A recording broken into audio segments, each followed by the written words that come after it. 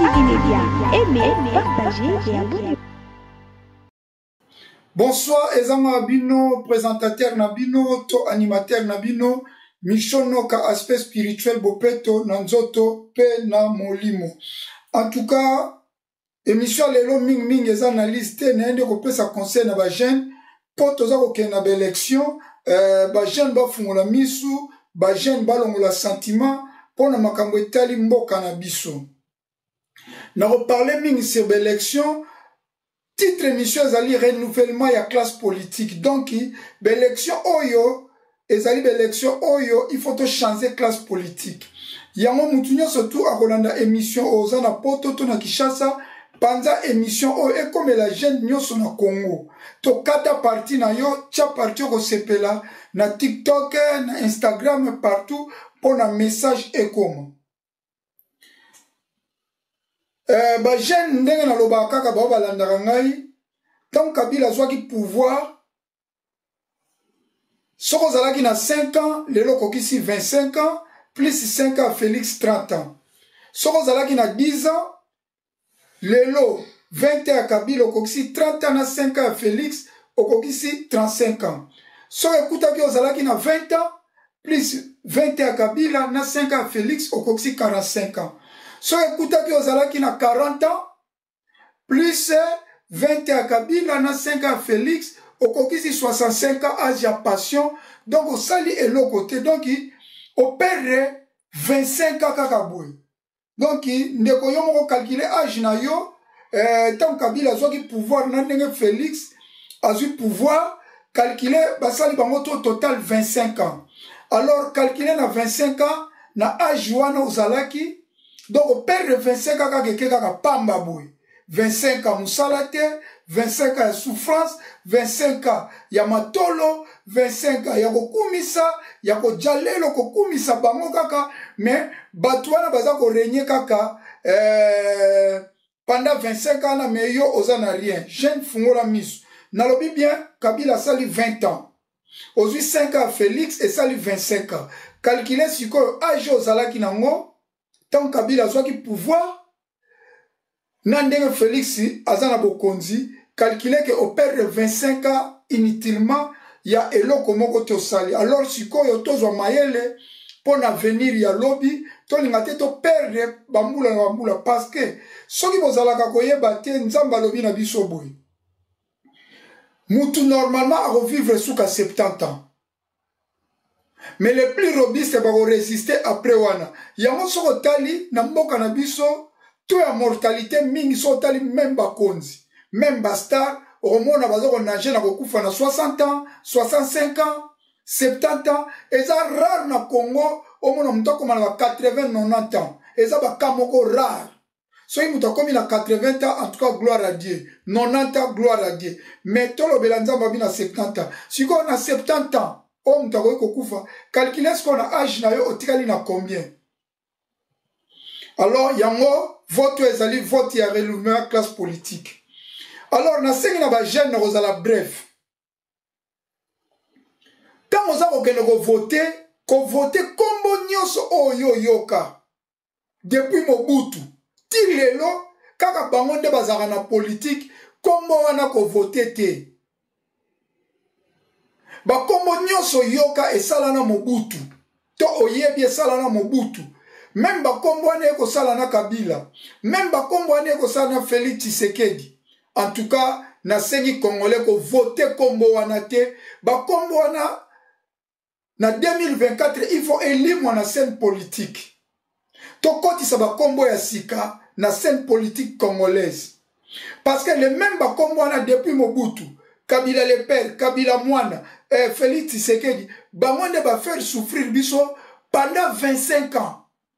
Il y a chômage, il y a souffrance, il y a matolo, il y a kosenga, il y a kokumisa batu, sa biso toli akaba miet, ba polo, ba tricot. Alors, il y a un renouvellement à classe politique. Ce qui bolingi classe politique est changé, nambo kanabiso, tant boza ko ne voter, comme nyonso o yoebi. Ezala ministre, député, sénateur, oh ezala PDG, natanga Mobutu, ti leona Félix, ko voter bango te toza na posa ba député o ba koza na assemblée nationale tour oyo ezala ba kombo obiso toyebi te ba député o ba koza na assemblée provinciale tour ezala ba kombo obiso non toyoka te en plus kutu eza kutu te bino mo bomoni ba député kutu ya tour oyo ba pesi bango ba Jeep Palisade baza ko voter ba salaire na bango ba 21 000 sans même un peuple na bakisi pe lisu même ba député ba votaki tour oyo o ba nomaki na Kabila baza na droit même ba voter bango te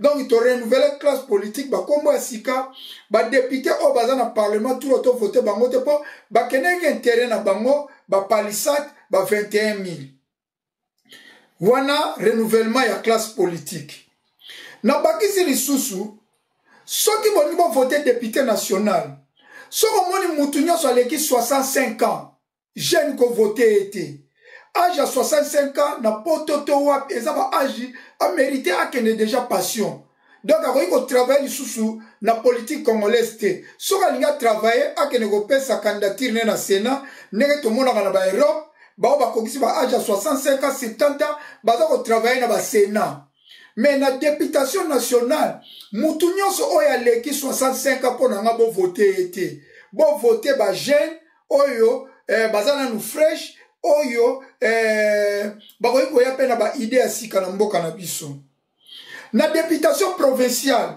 pona ngai mutu oyo nyonso aleki 50 ans to 55 ans bokoki jamais ko voter na députation provinciale. Députation provinciale, tu peux sa chance na ba jeune kobanda 18 ans, ti 50 ans. On y a les 50 ans de députation provinciale, bon voter été. Akene na députation nationale.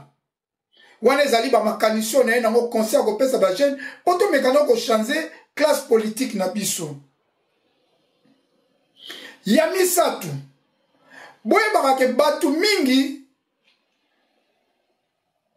okomona ye surtout bato nazo baba kombo ye bana o kaka chaque fois bango kaka ba kombo toyo kaka okomona ye wana atie candidature na députation nationale atie pe na provincial atie pe na Sénat alors tango comme ministre ba Cyprien na ye ezali mwasi na ye mwana na ye ndeko na ye batu ya bongo bo voter bango te muto nyonso jeune congolais tango zoko kengo voter ata pension masanga bolimi sata pension nini soki atie Cyprien mwasi na ye atie Cyprien mwana na ye atie Cyprien frère na ye biologique ko voter muta bongo te lakisi ke aza ko sala pona ba intérêt na ye moko ya famille na ye ndenge utai ko leka tour oyo okomona mutu ye moko apesi na Sénat ye moko apesi na provincial ye moko apesi na national tango bako voter azwi Sénat apesi mwasi na ye azwi provincial apesi mwana na ye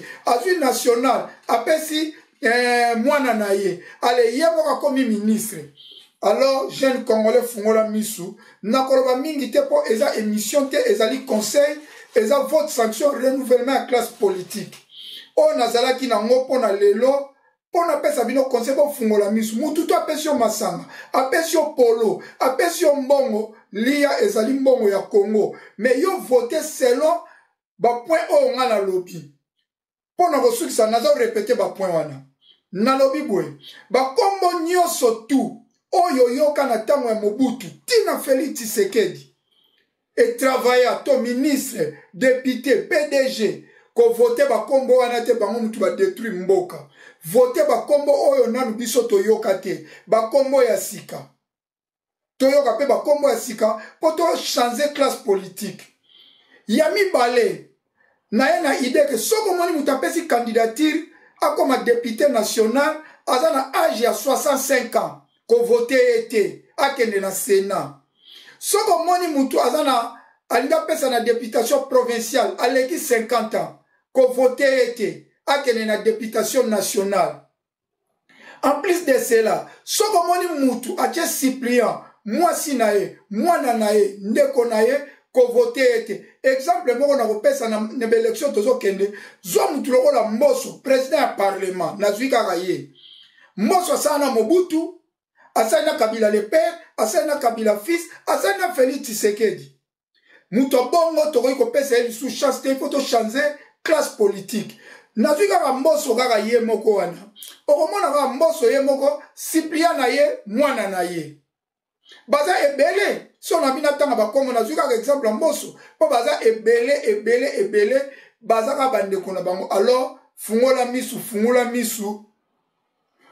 misu tolingi 2024 badepute toyoka bakombo ya sika bakombo ya kala te toyoka bakombo ya sika na députation provinciale toyoka bakombo ya sika nde yango tobengi renouvellement ya classe politique mutu atie mwasi na ye mwana na ye